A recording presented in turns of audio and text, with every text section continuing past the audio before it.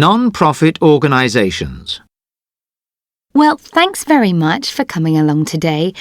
I'd like to start off by finding out a little bit about yourself and your reasons for applying for our Overseas Volunteer Scheme. Tell me first of all, how did you hear about us?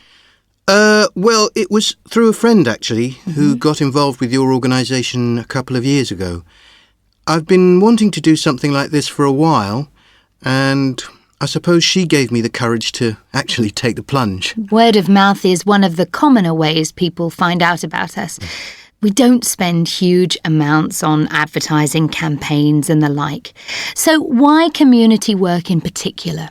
Well, I've had a bit of experience in my hometown, getting involved in various projects during school holidays, and while I was at university as well. Oh, yes? One was working with the elderly in care homes, listening to their life stories.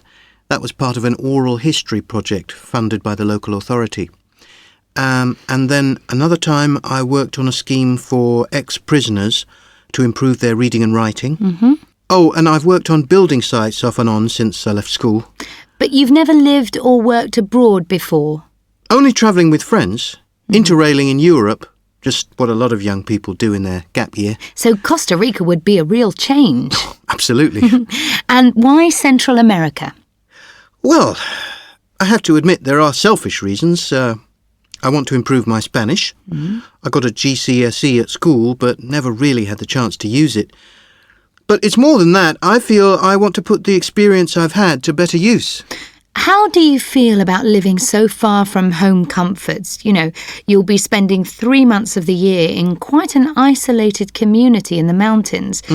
Conditions will be pretty basic.